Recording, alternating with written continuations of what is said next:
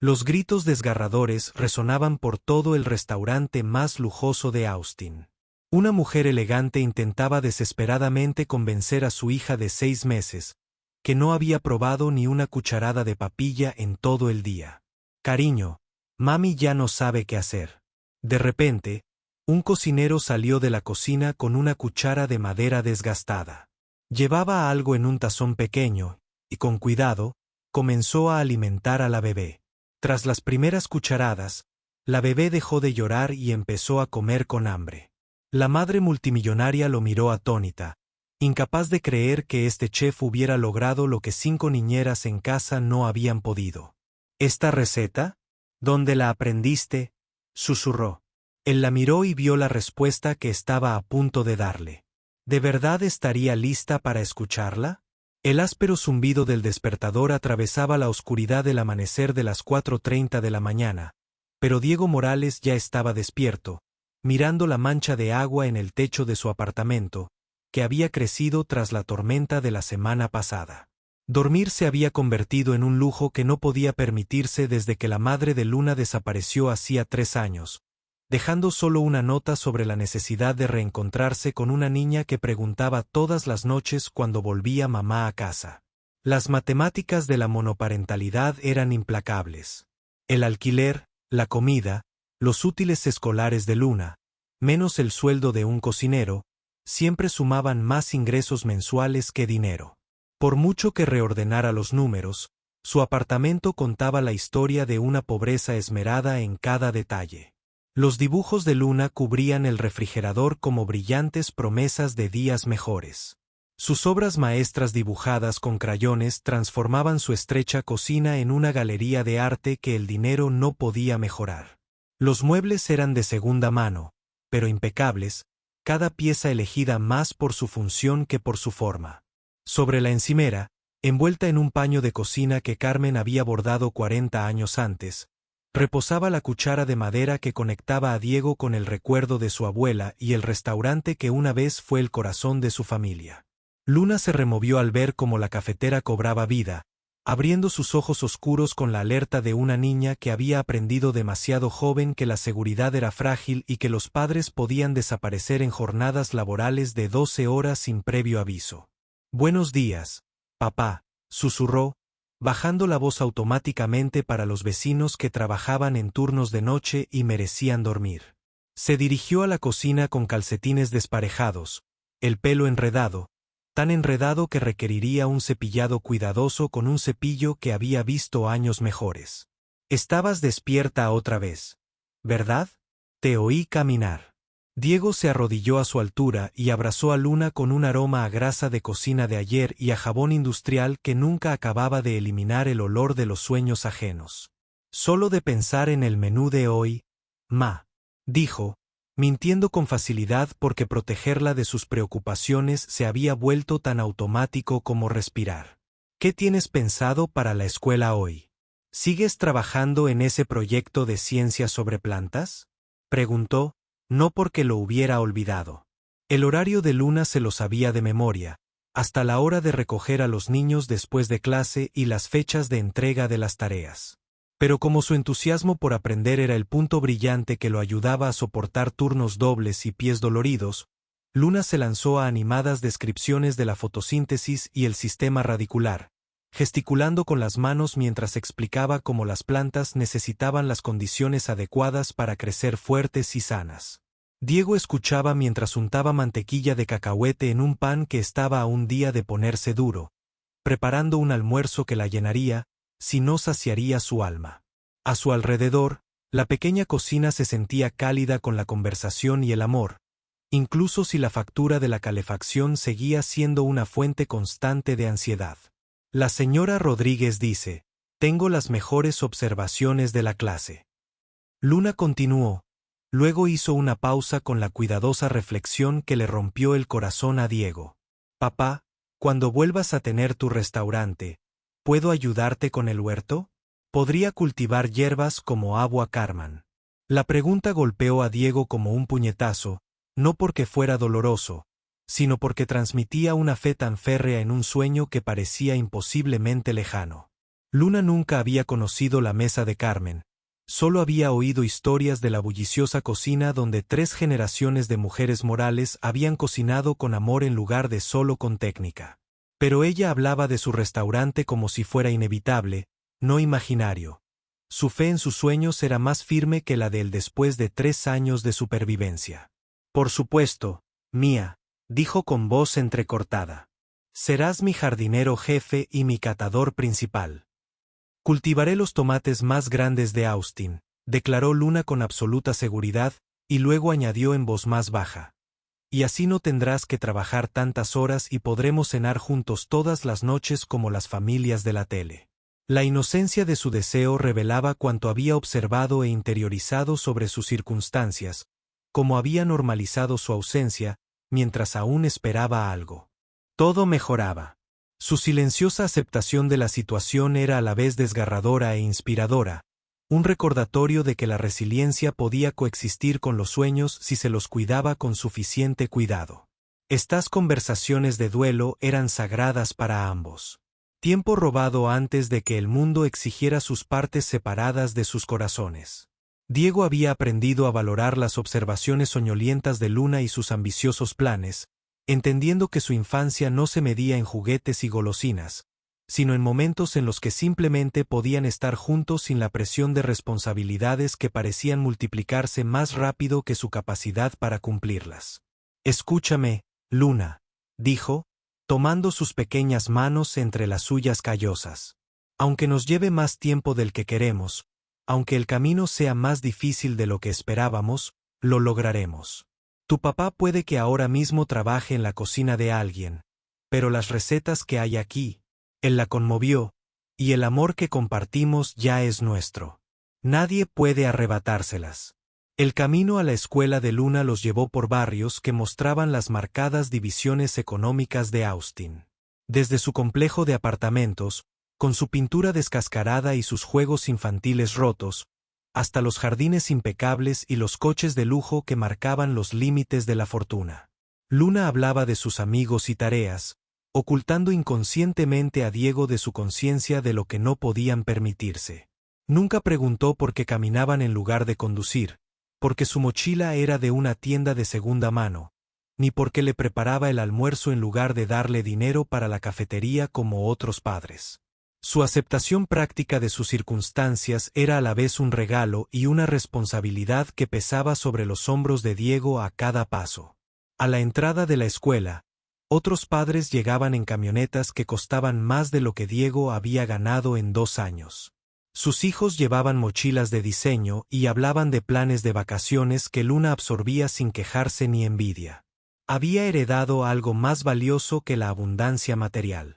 El don de Carmen para encontrar alegría en los placeres sencillos y hacer que todos a su alrededor se sintieran valorados sin importar sus circunstancias. Que tengas un buen día en el trabajo, papá, dijo Luna, abrazándolo con gran intensidad. Prepara algo delicioso que haga feliz a la gente. Su despedida habitual llevaba el peso de alguien que entendía que su trabajo alimentaba a otras familias mientras que las suyas sobrevivían gracias al amor y a recursos cuidadosamente esforzados. Te amo más que a todas las estrellas de Texas, dijo Diego, su frase privada que había comenzado cuando Luna tenía 3 años, y mientras lloraba por monstruos debajo de la cama, viéndola correr hacia sus amigos que la recibieron con cariño genuino, a pesar de su ropa de segunda mano y almuerzos ajustados. Diego sintió la familiar mezcla de orgullo y preocupación que definía la monoparentalidad. Luna prosperaba a pesar de sus circunstancias. Pero no podía evitar el miedo de que una crisis financiera pudiera desmantelar todo lo que habían construido juntos. Mientras tanto, al otro lado de la ciudad, en Westlack Hills, Alexandra Reed estaba en una habitación infantil que parecía más una suite de hotel de lujo que la habitación de un niño, sosteniendo a un bebé que había estado llorando durante 3 horas seguidas, a pesar de todas las intervenciones que el dinero podía comprar. No se le escapó la ironía de que pudiera negociar adquisiciones multimillonarias durante las conferencias telefónicas, pero no podía entender por qué su propia hija rechazaba cada fórmula, cada horario de alimentación. Cada solución costosa que los pediatras habían recomendado con la confianza de quienes nunca habían estado solos con un bebé inconsolable a las 3 de la mañana. Todo en la habitación de Isabelle era perfecto. Desde la cuna italiana que había costado más de lo que la mayoría de las familias gastaban en alquiler hasta el papel pintado a medida, diseñado por artistas cuyos nombres aparecían en revistas de arquitectura.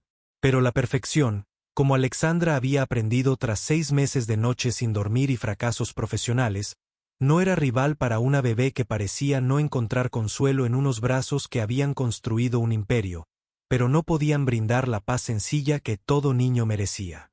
La habitación parecía una hermosa prisión, llena de juguetes que Isabelle era demasiado pequeña para usar, y muebles que priorizaban la estética sobre la calidez que no se podía comprar. Isabelle yacía en sus brazos como una pequeña y furiosa protesta contra las limitaciones de la riqueza. Sus llantos resonaban en paredes que absorbían el sonido con la misma eficiencia con la que absorbían el dinero. 5 niñeras habían renunciado sucesivamente, cada una alegando que nunca se habían encontrado con un bebé tan difícil, dejando a Alexandra lidiando con la maternidad con la misma planificación estratégica que aplicaba a las adquisiciones hostiles. Pero los bebés que lloraban aparentemente eran inmunes a los análisis de mercado y a las proyecciones trimestrales, resistentes al tipo de soluciones sistemáticas que habían forjado su fortuna. La ama de llaves de Alexandra llamó suavemente antes de entrar en la habitación de los niños, con expresión comprensiva pero de impotencia.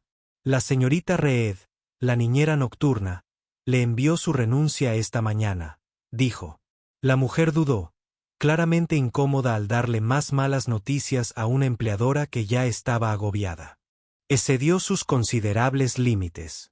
Dijo que el llanto de Isabelle estaba afectando a sus otros clientes y que no podía mantener su nivel profesional en estas circunstancias. El eufemismo no podía ocultar la verdad. Incluso los profesionales se daban por vencidos con una bebé que parecía inconsolable. Gracias, María, dijo Alexandra con la cortesía controlada que la había ayudado a superar años de negociaciones corporativas donde mostrar debilidad significaba perder millones. Pero a solas con Isabelle, su compostura se quebró como el hielo bajo presión, revelando el agotamiento y las dudas que ningún éxito podía contrarrestar. ¿Qué necesitas de mí?, le susurró a su hija, con la voz quebrada por la vulnerabilidad que había pasado décadas aprendiendo a ocultar. Te he dado todo lo que el dinero puede comprar. He seguido los consejos de todos los expertos. Dime que me estoy perdiendo. La casa a su alrededor estaba en silencio, salvo por los llantos de Isabelle. No se oía a hermanos jugando en las habitaciones contiguas. No se veía a la familia extendida traer guisos y consejos no solicitados. No había una pareja con quien compartir la abrumadora responsabilidad de cuidar a alguien tan pequeño y necesitado. Alexandra había construido su vida en torno a la independencia y el control, pero la maternidad había revelado las limitaciones de ambos. El éxito en los negocios requería visión, estrategia y una ejecución implacable. El éxito en la crianza, aparentemente, requería algo que nunca había aprendido a valorar hasta que fue demasiado tarde para adquirirlo por medios convencionales. Cada intento fallido de alimentación se sentía como otra marca en su contra. Otro recordatorio de que la experiencia en un área no se traducía en sabiduría en otras.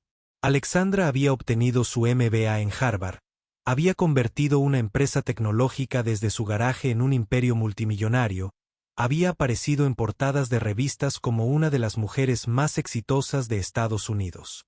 Pero ninguno de esos logros significaba nada cuando se enfrentaba a una bebé de 6 meses que necesitaba algo que no podía identificar, y mucho menos proporcionar. El sol de la mañana se filtraba a través de las ventanas de la guardería que daban a un jardín mantenido por paisajistas profesionales. Cada flor y arbusto estaba perfectamente colocado, pero de alguna manera carecía de la calidez orgánica que hacía que los espacios se sintieran vivos en lugar de simplemente caros.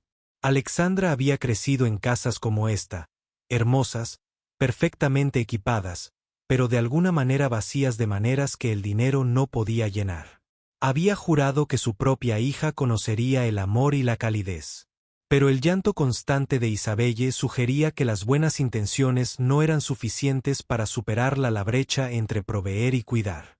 A medida que la mañana se convertía en tarde, Diego avanzaba en sus preparativos en Pinnekel-Vestro con la precisión mecánica de alguien cuyas manos conocían sus tareas lo suficientemente bien como para liberar su mente para preocupaciones más urgentes. El trabajo con el cuchillo era meditativo, cortando verduras en juliana con el ritmo que Carmen le había enseñado de niño, cuando cocinar era magia en lugar de supervivencia, y las cocinas eran lugares de alegría en lugar de solo empleo. A su alrededor, los cocineros más jóvenes se quejaban de las resacas y los planes de fin de semana, mientras Diego calculaba si podría pagar tanto el permiso de excursión de Luna como la factura de la luz de este mes.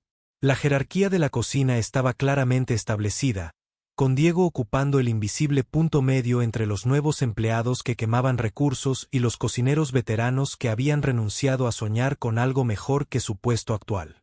Su puesto consistía en verduras y recursos básicos, un trabajo que requería habilidad, pero no ofrecía creatividad, ni oportunidad de mostrar las técnicas que Carmen había transmitido de generación en generación en la cocina familiar.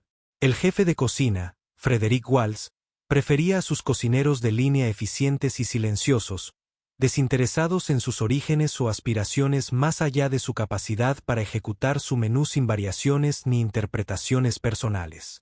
La cuchara de madera de Carmen colgaba del cinturón de Diego, un talismán que lo conectaba con tiempos mejores, cuando tenía su propio restaurante y cocinaba con amor en lugar de desesperación.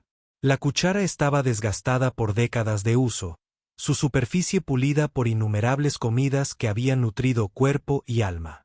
A veces, durante los momentos más estresantes del servicio, Diego la tocaba inconscientemente, sacando fuerza del recuerdo de las manos de su abuela guiando las suyas mientras removían ingredientes que llevaban los sabores de su hogar y su herencia. Morales, tu trabajo con el cuchillo se está volviendo descuidado, anunció Frederick durante la hora punta del almuerzo, su voz cortando el ruido de la cocina con autoridad experta. La crítica era injusta. Las verduras de Diego estaban siempre perfectas, cortadas con la precisión de alguien que entendía que cada elemento importaba. Pero desafiar el juicio de Frederick significaría el desempleo, lo que significaba perder a Luna en un sistema que ya les había quitado demasiado a su familia. Diego asintió sin discutir, entendiendo que algunas batallas no valían la pena cuando lo que estaba en juego era la supervivencia en lugar del orgullo.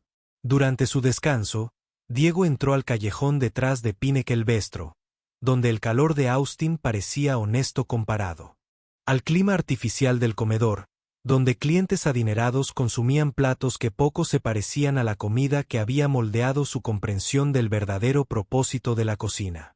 Sacó su teléfono para revisar los mensajes y encontró un mensaje de la maestra de Luna sobre la fecha límite de la excursión y otro del casero sobre los recargos por demora que agravarían exponencialmente su estrés financiero si no se solucionaban pronto.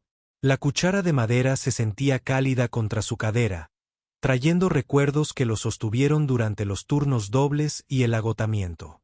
Carmen le había enseñado a ver la cocina como algo más que una simple técnica. Cada plato era una conversación entre el cocinero y el comensal. Una oportunidad para saciar algo más que el hambre.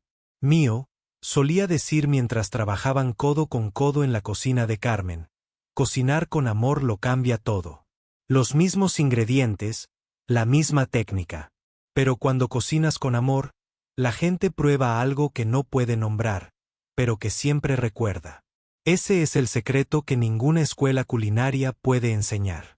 Esas lecciones parecían lejanas en el ambiente estéril de Pinnekel, donde la eficiencia importaba más que el alma, y los clientes valoraban la presentación por encima de los sabores auténticos que conectaban a las personas con sus historias y esperanzas. Pero Diego llevaba la sabiduría de Carmen como una llama inextinguible ante las circunstancias, manteniendo vivo el sueño de volver a la cocina que importaba más allá de los márgenes de ganancia y las reseñas de los restaurantes. Esa noche, mientras Pinnekel-Vestro se preparaba para otro servicio, atendiendo a la élite tecnológica de Austin, Diego notó el alboroto en la mesa 12 antes de oír el llanto. Una mujer con un traje caro estaba sentada con un bebé que parecía inconsolable. Su compostura, habitualmente perfecta, estaba claramente tensa por una impotencia maternal que el dinero no podía resolver. El sonido despertó todo el instinto paternal de Diego. No solo hambre o incomodidad, sino la angustia más profunda de un niño cuyas necesidades no eran comprendidas ni satisfechas a pesar de los recursos obvios y la intervención profesional. El llanto del bebé tenía un tono particular que Diego reconoció de la infancia de Luna, cuando se debatía torpemente en la monoparentalidad con solo la sabiduría de Carmón y su propia determinación para guiarlo. Había pasado incontables noches recorriendo su antiguo apartamento, con Luna en brazos, mientras tarareaba las canciones que Carmen le había enseñado, aprendiendo que a veces lo que más necesitaban los niños no se encontraba en libros de crianza ni en consultorios pediátricos, sino en el simple acto de estar presente con amor y paciencia. Otros camareros intercambiaron miradas, ninguno con ganas de abordar una situación que obviamente implicaba una grave crisis económica y familiar. La ropa de diseño y los costosos accesorios de la mujer la señalaban como alguien cuyo disgusto podía afectar su trabajo y reputación, convirtiendo su angustia en un riesgo profesional en lugar de una oportunidad para la compasión. Frederick salió de su puesto con la mandíbula apretada por la frustración, viendo claramente al bebé llorando como una interrupción en su velada cuidadosamente organizada, en lugar de como un ser humano que necesitaba ayuda. Alguien tiene que encargarse de eso antes de que aleje a nuestros demás clientes, anunció Frederick, con un tono que sugería control de plagas en lugar de atención al cliente. Los demás comensales empezaban a mostrar signos de irritación, sus conversaciones en voz baja interrumpidas por gritos que parecían volverse más desesperados a cada minuto que pasaba. La mujer de la mesa 12 parecía cada vez más aislada. Su evidente angustia incomodaba a los demás, como suele ocurrir con el privilegio ante la vulnerabilidad genuina. Diego se secó las manos en el delantal. Algo se agitaba en su pecho que no tenía nada que ver con los protocolos de la cocina, sino con reconocer la desesperación que trascendía las circunstancias económicas. Había visto esa mirada antes en su propio espejo, durante las noches más difíciles de Luna. La impotencia de amar a alguien cuyas necesidades superaban tu conocimiento. El agotamiento de intentarlo todo y no encontrar nada que funcionara.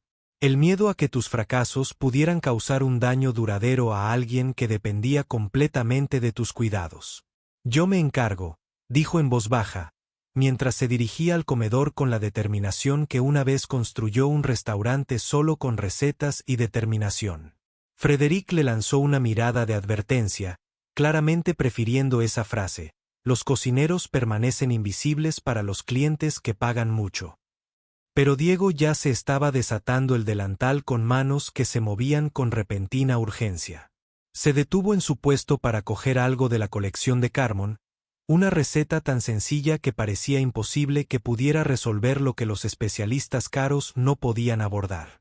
El comedor se sentía diferente a la cocina, más tranquilo, más refinado, lleno del murmullo de conversaciones que giraban en torno a opciones sobre acciones y acuerdos de adquisición en lugar de las preocupaciones inmediatas de sobrevivir hasta la siguiente nómina. La mujer de la mesa 12 levantó la vista cuando Diego se acercó. Su expresión pasó de la resignación a la sorpresa. Es una intervención inesperada de alguien que claramente ocupaba un ámbito económico distinto al de su círculo habitual de asesores y expertos. Algo en sus ojos le recordó su propio reflejo en las noches difíciles de Luna. El agotamiento profundo de cuidar a alguien cuyas necesidades no se podían interpretar a pesar del amor abrumador y la desesperación por ayudar. «Disculpa, mamá», dijo en voz baja, su voz interrumpiendo el llanto del bebé sin añadir más caos. «No pude evitar notar que tu pequeño lo está pasando mal. ¿Te importaría si intento algo?» Su tono no implicaba juicio, ni insinuación de que hubiera fracasado, solo la tranquila confianza de alguien que había recorrido este camino y comprendía sus desafíos particulares. El primer instinto de Alexandra fue rechazar cortésmente la ayuda del personal del restaurante. Su formación corporativa le sugería que aceptar la ayuda de los empleados crearía una dinámica social incómoda. Pero algo en la actitud de Diego la detuvo. Este no era el servicio al cliente ensayado que había recibido de especialistas pediátricos y consultores costosos, sino la comprensión genuina de alguien que parecía reconocer exactamente lo que estaba experimentando sin juicios ni condescendencia. Lo he intentado todo, admitió, con la voz apenas por encima de un susurro.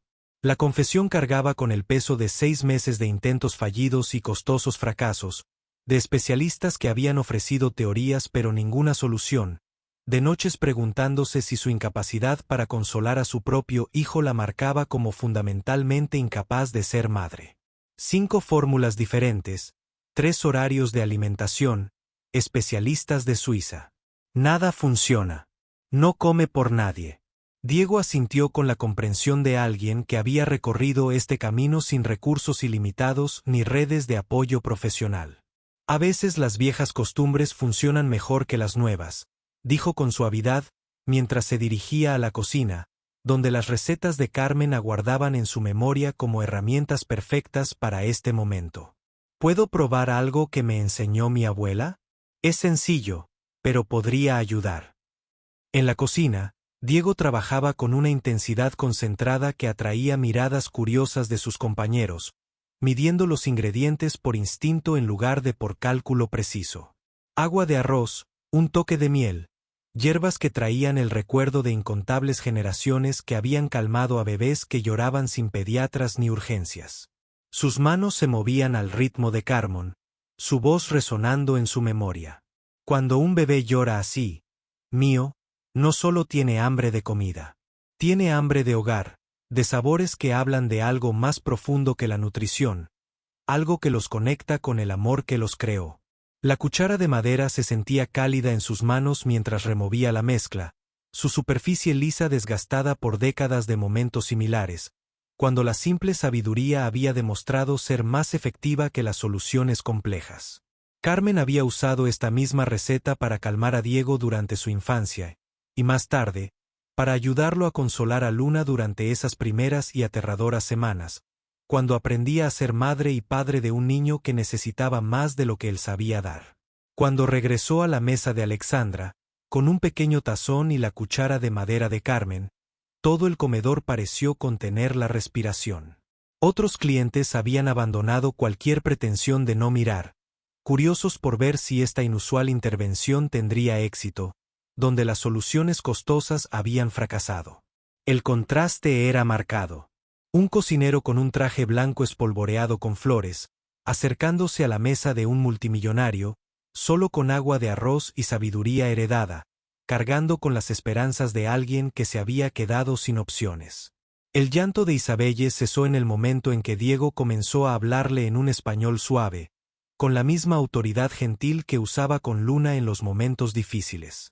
El cambio fue inmediato y sorprendente, como si el sonido de su voz provocara un profundo reconocimiento que trascendía el idioma y las circunstancias.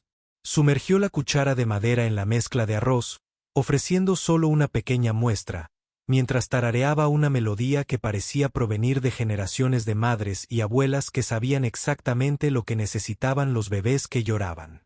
La transformación fue milagrosa.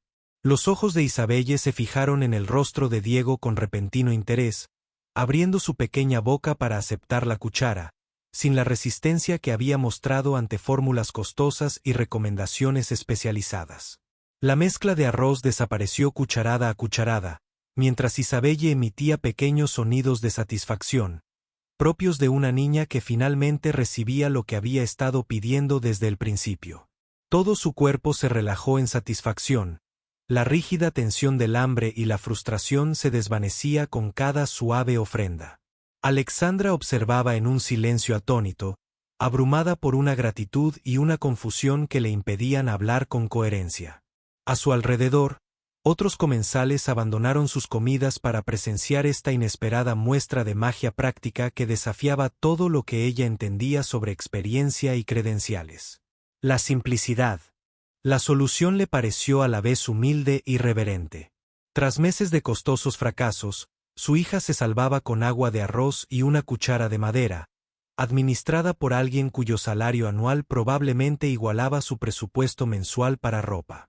¿Cómo lo hiciste?, empezó, pero se detuvo, reconociendo que la pregunta era más importante que la técnica o el conocimiento. No se trataba de habilidades culinarias ni de formación pediátrica, sino de algo más fundamental, la sabiduría que surge al comprender las necesidades de los niños a un nivel que no se puede enseñar en las facultades de medicina ni adquirir en consultas. La cuchara de madera en la mano de Diego estaba claramente bien usada, pulida por incontables comidas y sesiones de alimentación que transmitían historias que Alexandra aún no podía comprender, pero que de alguna manera reconocía desde lo más profundo de su memoria. A veces los bebés necesitan más que nutrición, dijo Diego en voz baja, mientras seguía alimentando a Isabelle con el ritmo paciente de quien ya lo había hecho muchas veces. Necesitan conexión, sabores familiares, el sabor de casa que habla de algo más profundo que el hambre. Sus palabras tenían un significado que Alexandra no podía comprender, indicios de conocimiento que parecían antiguos y prácticos, arraigados en tradiciones que su mundo de éxito corporativo nunca había valorado ni reconocido. Esta receta, dijo, con la voz entrecortada por una emoción que no podía identificar. ¿Dónde la aprendiste?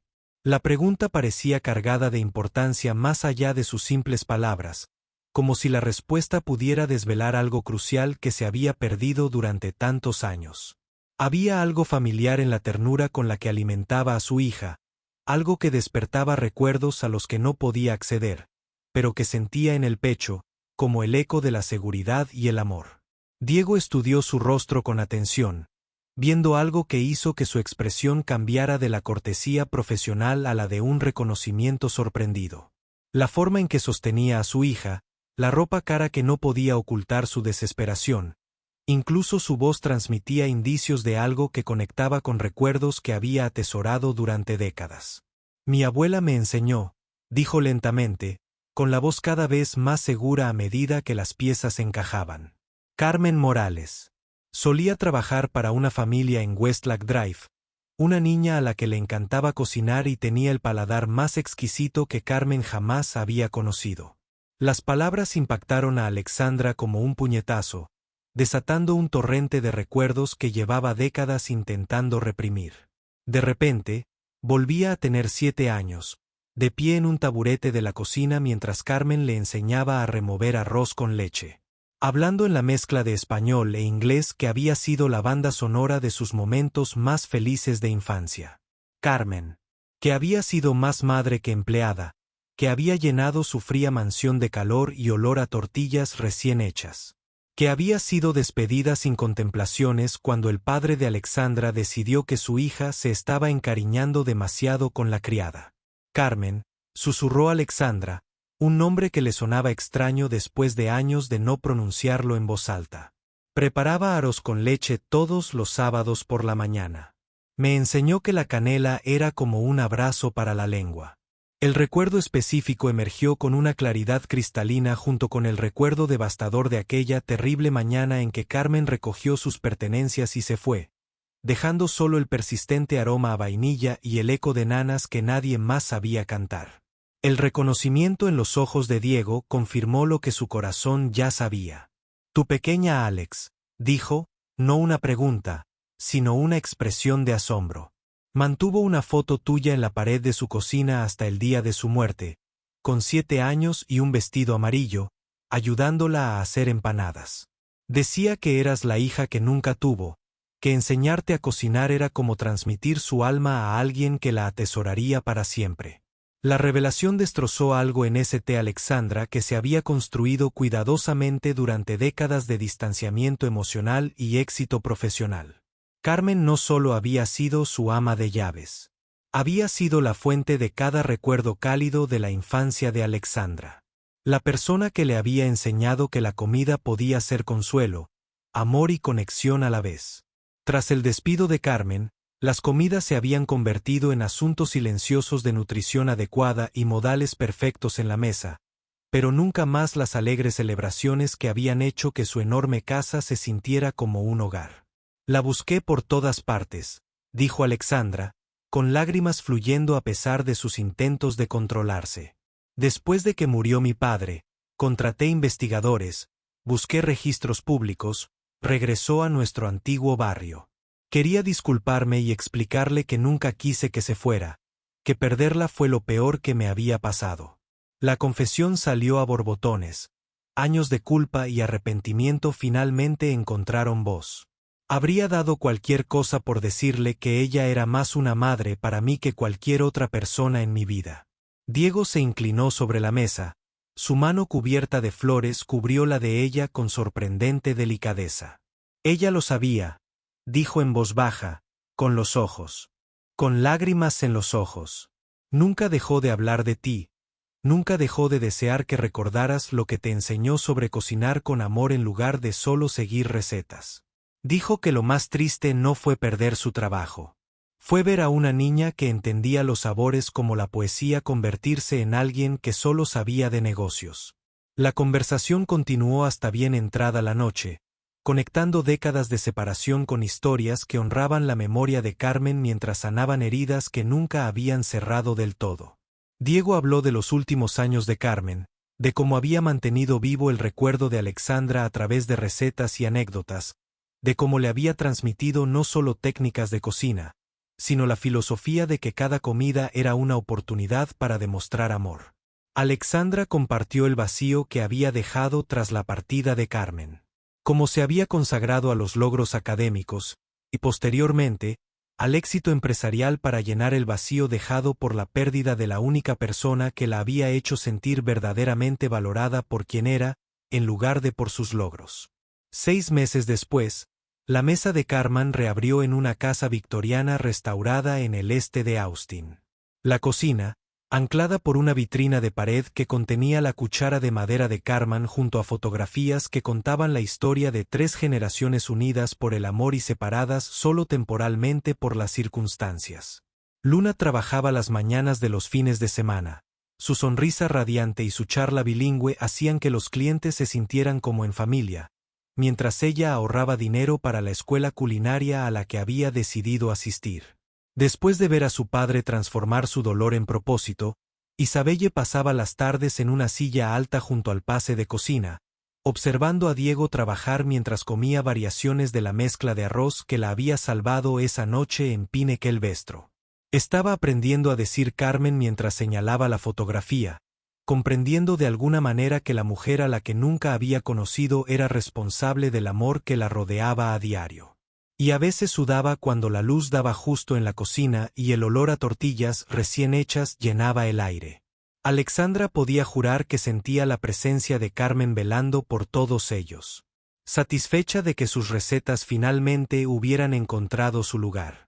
Servidas con manos que recordaban cómo cocinar con alma en lugar de solo con técnica.